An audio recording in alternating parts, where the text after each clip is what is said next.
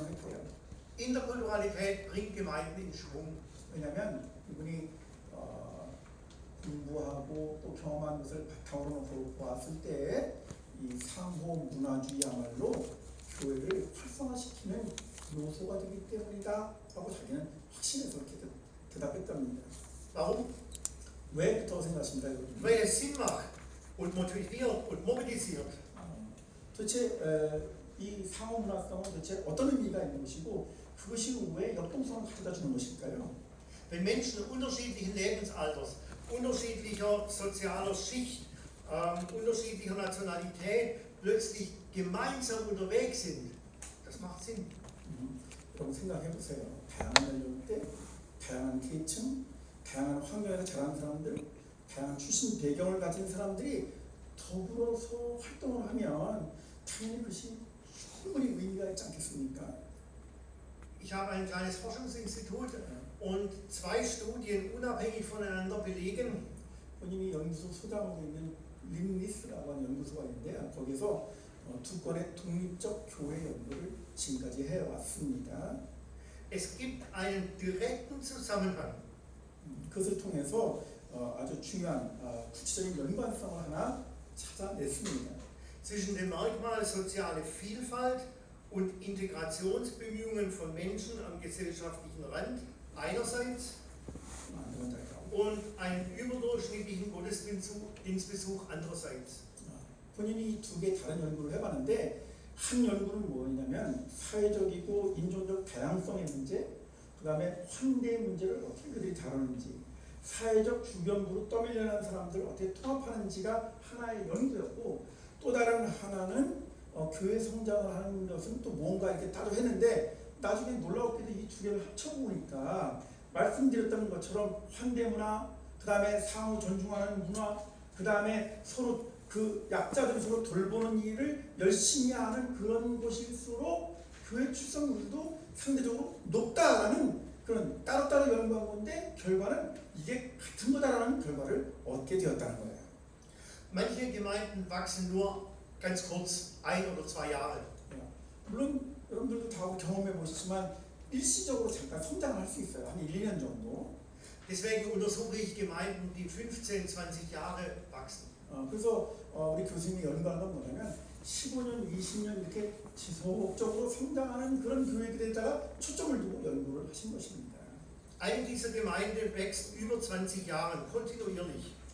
그랬더니 한 교회가 20년 이상 동안 지속적으로 성장하는 그런 교회들이 나타나더라는 것이죠.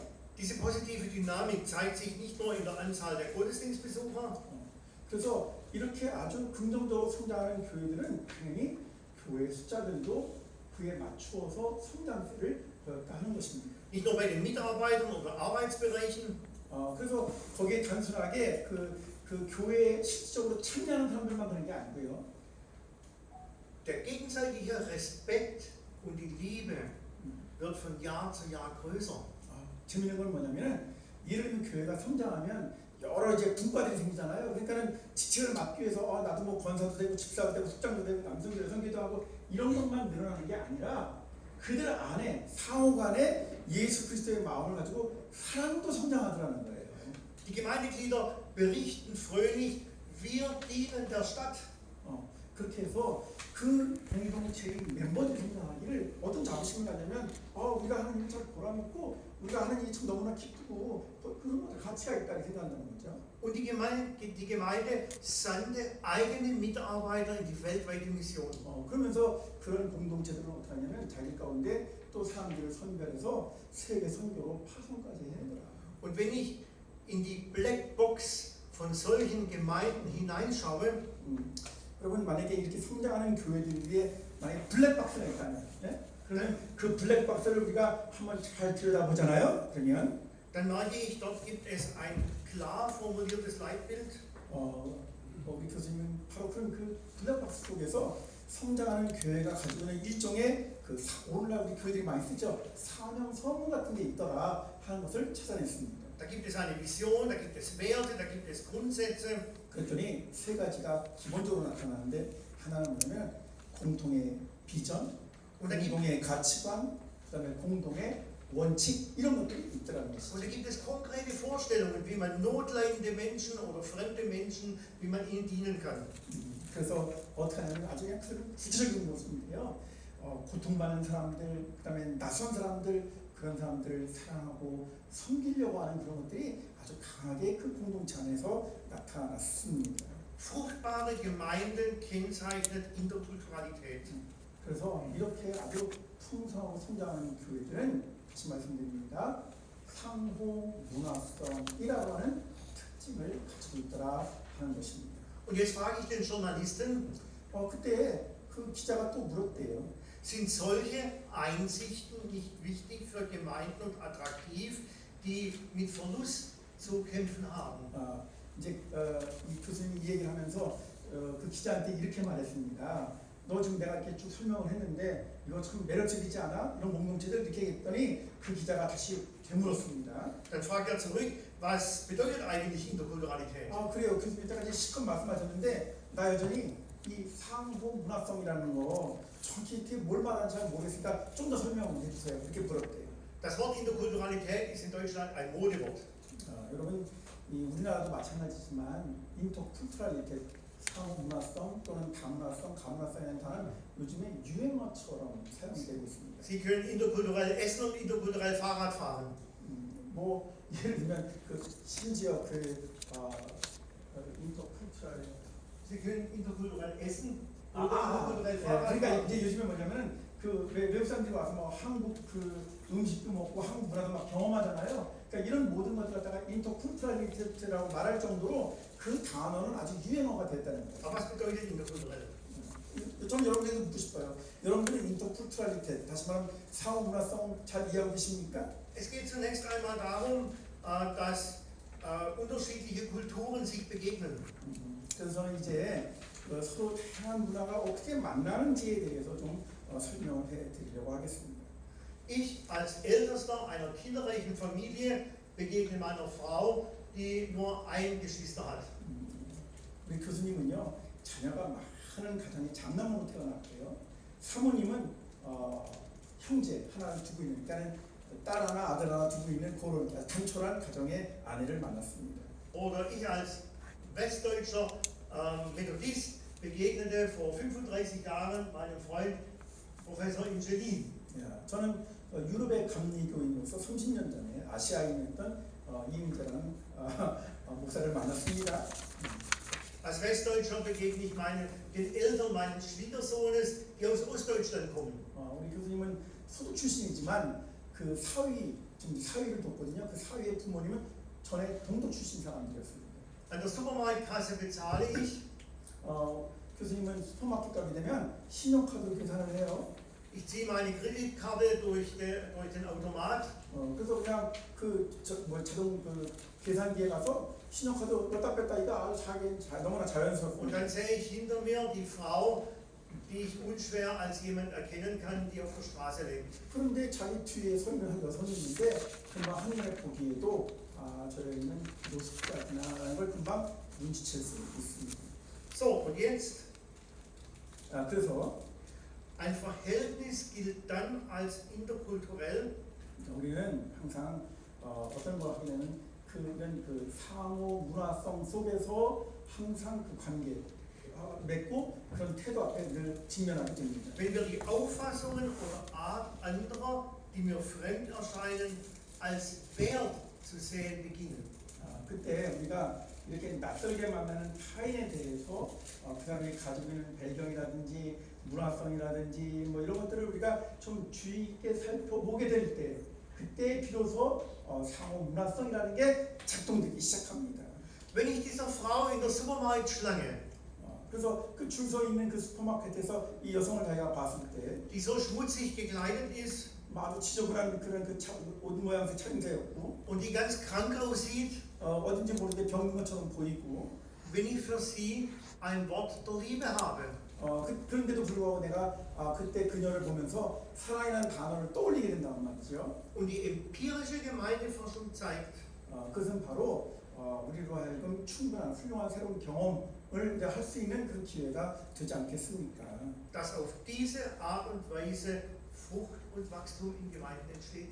이런 것들이 교회 안에서 활성화된다면 당연히 교회는 열매가 있고 풍성해질 거라고 생각합니다. Aber dann fragen viele, ja, ist das die Aufgabe einer Gemeinde? 그런 아주 오래전부터 그래서 그 공동체 하나의 과제로 이런 문제를 놓고 심사숙고했었습니다. Und ich sage Ihnen, ja, 그래서 그들에게 말했죠. 저 기자에게 말했죠. 맞아요. das ist Gemeinde à la Jesus.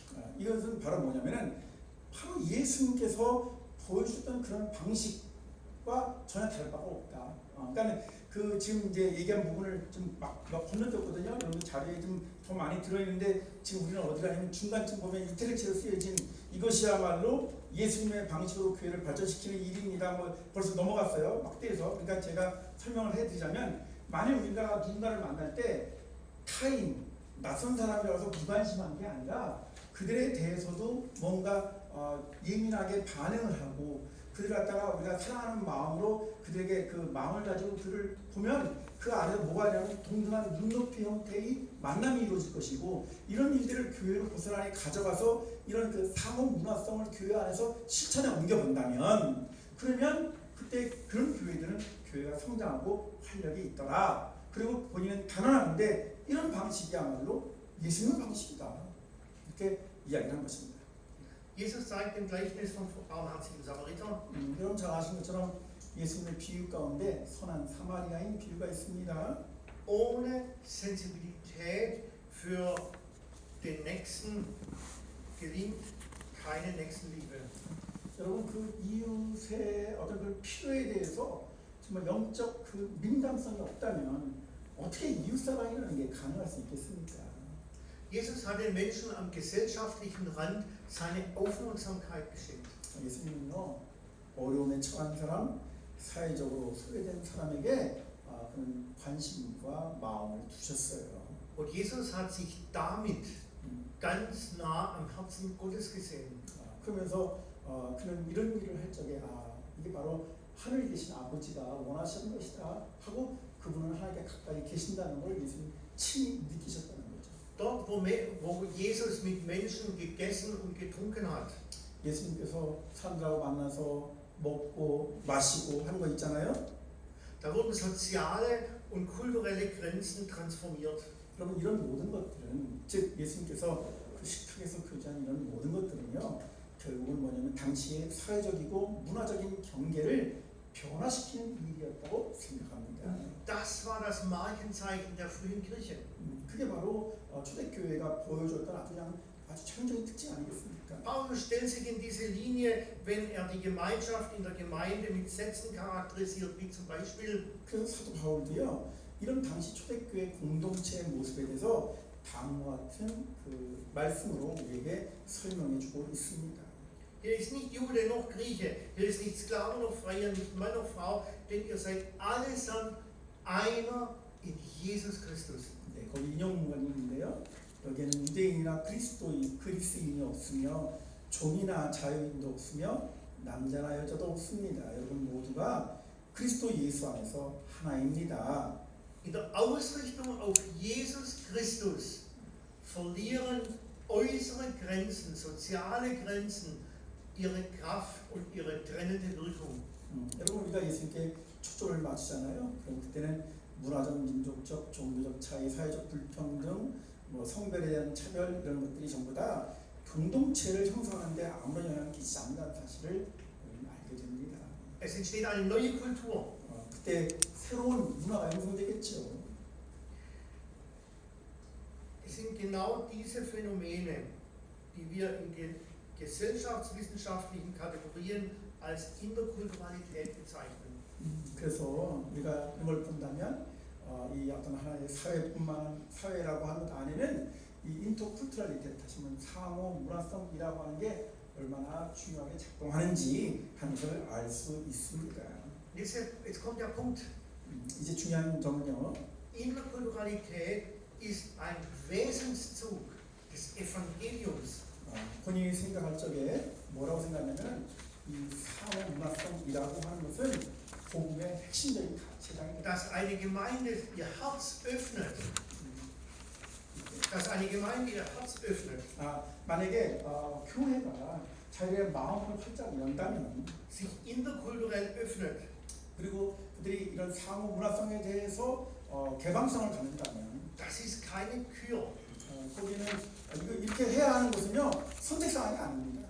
Das ist nach dem Neuen Testament eine theologische Notwendigkeit. 이거는요 신약 성경에 우리가 신약 성서가 갖추는 있는 우리가 의무적으로 필수적으로 해야만 하는 요소라는 것이죠. Und dafür braucht es Regeln. 그것만 있으면 다른 거 다 필요 없습니다. Und jetzt kommt der Punkt. 자, Wenn wir schauen, wo der Pastor hier, der spielt gern Fußball. 오늘 잠깐 교회에 와서 이게 담임 목사님한테 어떤 얘기를 들었냐면 담임 목사님이 축구를 너무 좋아한대요. Oder? Und wenn in der Halbzeit der Trainer mit den Fußballspielern in die Kabine geht, 그래서 이제 전반전 뛰고 난 다음에 이제 다시 들어가서 잠깐 쉴 때에 어떤 일이 벌어지냐면, dann sagt man im Deutschen, es gibt eine Kabinenpredigt. 그 안에 들어가면 당연히 뭐냐면 감독이 전반전 뛴 걸 보고요, 막 선수들한테 막 여러 가지 이제 막 얘기를 한대요. 잘못하면 뭐 혼내기도 하고 뭐 잘했다고 뭐 후반전에 이렇게 뛰라고 이렇게 설명하는데, 이게 이제 카비넷 프레딕트, 그러니까는 그 캐비넷 안에서 하는 설교와 다를 바가 없다는 것이죠. Dann spricht der Trainer Klartext. 그때 트레이너에게 매우 중요한 본문이 하나 있는데, Weil jetzt sind es noch 45 Minuten und dann ist aus. 자 이제 남은 시간 45분밖에 없어. Was hat Jesus gesagt, als mit seinen Jüngern Kabinenpredigt gemacht hat? 만약에 예수님께서 지금 그 쉬는 시간에 모여있는 그 선수들의 설교하듯이 하신다면 뭐라고 하실까요? Alles, was ihr wollt, dass euch die Leute tun, das tut ihnen auch. 그건 뭐냐면 여기 황금규일인데요. 그 다음에 나오는 겁니다. 참 응용도 금방 너무 잘해요. 번역하느라고 얼마나 힘들어 죽겠는지 몰라요. 너희들 이렇게 무엇인지 너희가 남에게 대접을 받고자 하는 대로 너희도 남을 대접해. 그런 말 하지 않았겠습니까? Das ist das Gesetz und die Propheten. 그게 바로 율법이고 선지자다, 이렇게 가르치셨어요. Es ging darum, Egoismen abzubauen. 그걸 통해서 우리가 어떻게 합니까? 우리가 갖고 있는 이기심을 극복하게 해주죠. Es ging um Verträglichkeit, um Liebe zueinander, um Demut. 그래서 우리가 게으름도 극복하고요. 그다음에 자기중심성에서부터 다른 사람 앞에 겸손하게 나가게 해줍니다. Und Paulus sagt genau dasselbe. 그러면 사도 바울도 그 같은 일들을 똑같이 강조했습니다. Dort, wo Paulus über Verhalten in der Gemeinde redet, 사도 바울이 교회 공동체에게 하나의 규칙을 자주 제시해 주는데요. da sagt tut nichts aus Eigennutz oder um eigener Ehre willen, sondern in Demut achte einer den anderen höher als sich selbst. 이게 이제 빌립보서 2장 1절 이하의 말씀이에요. 아무리 이라든지 이기적인 목적이나 허용으로 하지 말고 오직 겸손한 마음으로 서로를 자기보다 낮게 여기며 각각 자기 일뿐만 아니라 다른 사람의 유익도 돌봐라. 그러니까 예수님이 하신 거나 사도 바울이나 같은 이야기를 하셨다는 것이죠. Immer und immer wieder geht es um die Überwindung von Egoismus. 여기서 계속 나타나는 건 뭐냐면요, 자기중심적으로 살아가는 이기심을 끊임없이 극복하도록 우리에게 요청한다는 것입니다. Um Überheblichkeit, Abwertung anderer, Prestige oder Konkurrenzdenken. 그뿐만입니까? 우리 교만함, 타인을 폄하하는 것, 그다음에 자기 명예에 대한 욕심, 그다음에 그 무엇보다도 경쟁심, 이런 것들이 다 극복되어야 한다는 것이죠. Also wir fassen zusammen. 한번 첫 번째 내용을 정리해 보겠습니다. Wer Jesus Christus nachfolgt, nimmt andere Menschen an, sieht sie in ihren Potenzialen und ist gesprächsbereit und prinzipiell offen für ein Miteinander auf Augenhöhe. 예수 그리스도를 따르는 사람은 다른 사람을 받아들이고 그 잠재력을 인식하며 대화를 하는 준비가 되어 있고, 원칙적으로는 눈높이를 맞춰서 서로 공존을 위한 개방성을 가지고 있습니다. Das gilt auch, wenn einem der andere fremd ist oder feindlich begegnet. 이건 언제 하느냐? 상대방이 아주 낯선 사람이거나 심지어는 그가 나한테 적대적으로 대할 때도 우리는 그렇게 해야만 합니다. Sich auf Augenhöhe begegnen ist die Grundregel. 그러니까 서로 눈높이에서 상대방을 존중해주며 만나는 것, 이게 바로 가장 기본적인 원리입니다. Und dann merken wir, es geht um die Person. 그렇게 되면 우리 때 두 번째로 우리의 인격도 존재, 도대체 나는 누구이지? 그리스도의 정체성에 대한 문제를 묻게 됩니다. Es geht zunächst einmal um die Leiter selber. 그래서 우리 스스로를 하나님 안에서 바르게 올바르게 이렇게 세워서 그 하나의 일꾼으로 만들어가는 그런 과정이 필요하죠. Und deswegen fange ich in der Gemeindetheorie auf der Ebene der Person an, des Seins. 그래서 이 교수님께서 학교에서 가르칠 적에 굉장히 중요하게 여기는 가운데 하나는 뭐냐면 각 학생들의 너희들의 존재, 자기 자신을 어떻게 받아들이고 이해할 건가 하는 걸 많이 강조한다는 거예요. 그 부분을 다루려고 하는 것입니다. Und da ist das zweite Prinzip, 이게 바로 이제 두 번째 원칙 원리인데요. die Bedürfnisse anderer sensibel wahrnehmen.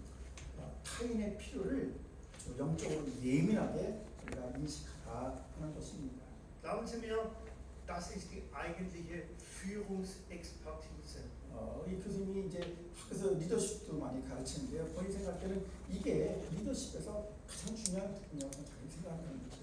Uns diese Sache klar zu machen, erinnern wir uns an das Gleichnis von dem reichen Jüngling, Jesus und dem reichen Jüngling. 우리가 이것을 잘 보여주는 본문이 하나 있는데요. 여기 지금 아주 길게 인용해 놓은 본문 있죠? 마태복음 19장 16절부터 26절. 그러니까 어떤 한 젊은이가 와서 예수님하고 나 이런 거 저런 거 다 했는데 뭐 필요한 게 뭐 더 있나요? 그 질문하는 거예요. 그래서 우리가 원문은 빼겠습니다. 이제 시간이 시간 관계상 빼고 Sie kennen die Geschichte. 여러분 이 내용 잘 알고 계시죠? Da ist zunächst die Begegnung Jesu mit dem reichen Jüngling. 그 부자 청년과 예수님의 대화 이야기입니다. Dann kommt die Kabinenpredigt.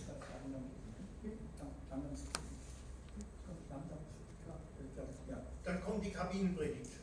지금 너무 빨리 해서 지금 제가 보니까 눈치가 막 정신이 없으신 거예요. 우리 아버님은 막 지금 몇 분이 지금 그렇게 하고 계셔서 그러니까 그냥 들으시고요. 집에 가서 복습하시는데 천천히 잘 들으시고 제가 딱 눈치 봐서 좀 이해가 안 가는 것 같으면 보충 설명하겠습니다. 다시 Um was geht es in diesem Abschnitt? 여러분 이 본문을 쭉 생각할 때 여기에 내용이 뭐라고 생각하시는지 제가 이제 여러분들과 이야기를 나누겠습니다. Erstens, 첫 die 번째는 Bereitschaft zu geistlicher Persönlichkeitsentwicklung hin zu ganzer Liebe.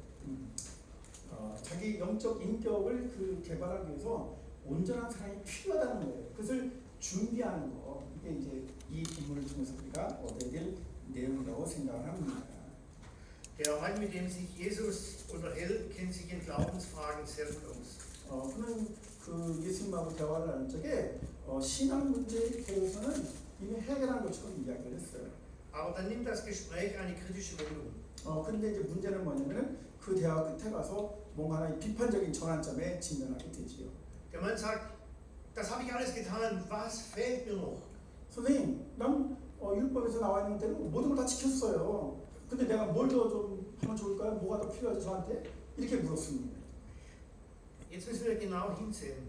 우리가 이걸 좀 더 아주 그냥 자세히 들여다보는 말이죠. Der Mann wird in Vers 20 als ein junger Mann, Neaniskos, bezeichnet. 여러분 우리가 성경을 보시면요, 이 20절에 보면 이 사람을 갖다가 네아니스코스 그리스어예요. 이게 우리말로 청년 또는 젊은 남자로 이렇게 번역됐다는 걸 알 수 있습니다. Er fragt Jesus, was ihm fehlt.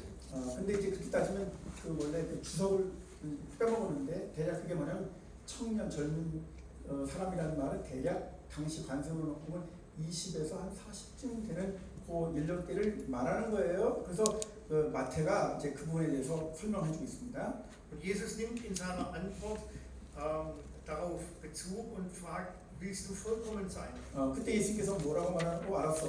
너 완전해지고 싶지? 텔레오스. Teleos, genau. 너 완전해져서 나한테 말하는 거지? 하고 물었습니다. Er nimmt dieses Anliegen des Mannes auf und will ihm helfen, sich weiterzuentwickeln. 그러니까 젊은이의 관심은 뭐냐면 좀 더 발전하고 싶어하는 그 마음이 있었다는 것이 여기에 나타난다는 것이죠.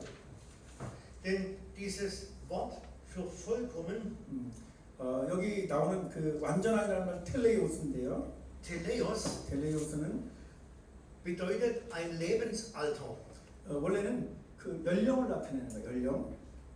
Nämlich reif, erwachsen. 근데 그 연령에는 또 뭐가 들어가 있냐면요. 그러니까 완전하다고 번역되어 있지만 원래 텔레오스는 연령대를 가르치는 거예요. 연령대로 해석하면은 뭐라고 번역해야 되냐면 완전한이라고 번역하면 안 되고 성숙한 또는 어른스러운 이렇게 번역해야 된다는 것이죠. Hier werden zwei Lebensalter gegenübergestellt. 그래서 여기에 두 연령대가 서로 비교된다는 것입니다.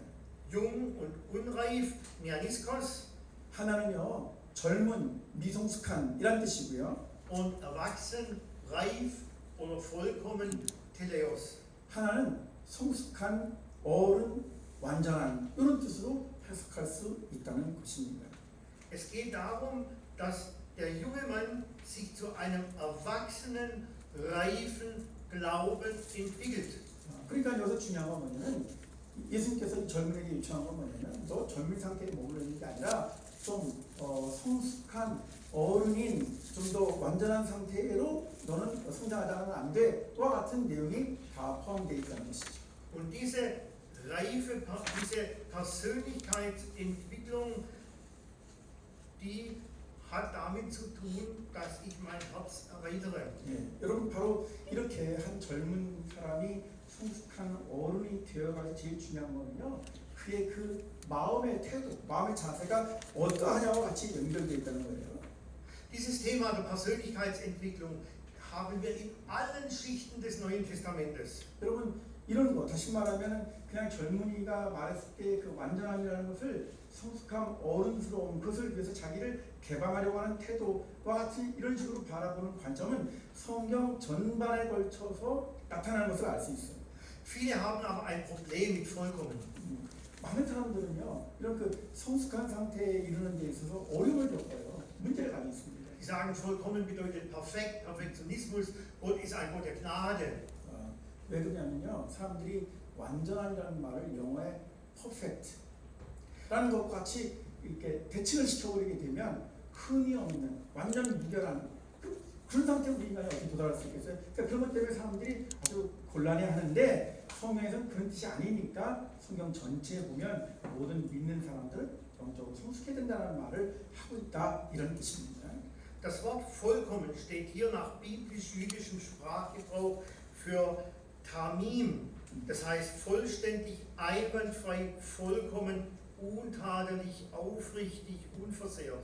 그 밑에 보시면 이제 그 다음번에 마태복음에서 완전함이라는 단어는요 구약 성경의 히브리어로 보면 타밈이라고 하는 단어 갖다 쓴 건데 이거는 완전한 결점이 없는 완벽한 흠 없는 진실한 손상되지 않은 이란 뜻을 가지고 있습니다.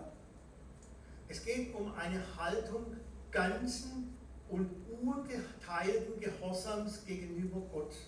이게 뭐냐면요 하나님에 대해서 온전하고요 그 다음에 나누지 않는 분열되지 않은 순종이라는 태도 그래서 하나님을 온전히 신뢰하지 않은 덜 인격적 태도와 대비되는 단어입니다.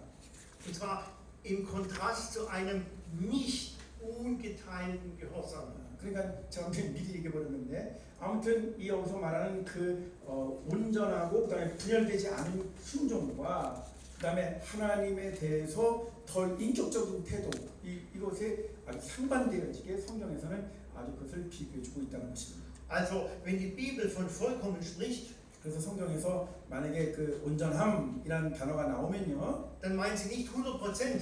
그래서 100% 하나의 완벽한 상태를 말하는 게 아닙니다. Sondern da gehört, das ist reif, erwachsen, auch reif umgehen mit seinen Fehlern. 비록 사람들이 실수가 있다 하더라도 그것을 다 품고 성숙하게 성장하려는 그런 일련의 과정을 완전한이라고 이해하는 것이 그리스도 교부들이 그렇게 이해했다는 거예요. Es geht um ein Vollkommenwerden im weiten Horizont der Liebe, wie wir es von den griechischen Kirchenvätern lernen.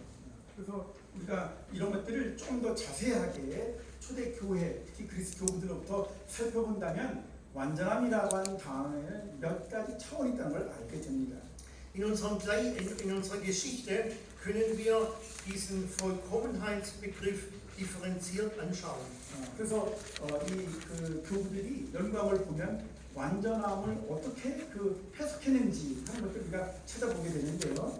Und es gibt zuerst eine qualitative Seite der Vollkommenheit. 하나는 그 완전함이라는 단어 속에 있는 질적인 의미를 우리가 찾아보게 됩니다. 질적 의미. Es geht um Liebe. 그것은요, 이 완전함의 질적 의미는 사랑이라는 말입니다. Da geht es um die Aufforderung, die Liebe zu den Armen zu praktizieren. 그래서 이 사랑을 구체적인 상황 속에서 실천에 옮겨라 하는 요청이 있다는 것이죠. Willst du vollkommen sein, so geh hin, verkaufe alles, was du hast und gib's den Armen. 그러니까 마태복음 10장 21절에 그렇게 말했잖아요. 내가 완전하고자 하거든 가서 네 소유를 팔아 가난한 사람들에게 주어라. Das entspricht dem, was Jesus mit der Feindesliebe sagt, wo es um Vollkommenheit geht, oder im Gleichnis vom barmherzigen Samariter im Blick auf Fremdenliebe. 여러분, 이것은 마태복음 5장 48절에 원수에 대한 사랑, 누가복음 10장 25절 이하의 자비로운 사마리아인의 비유에서 나타나는 이방인에 대한 사랑을 강조하는 것과 일치하는 내용입니다. Jesus macht diesem jungen Mann deutlich, 예수님은 이 젊은이가 아주 분명하게 말했어요.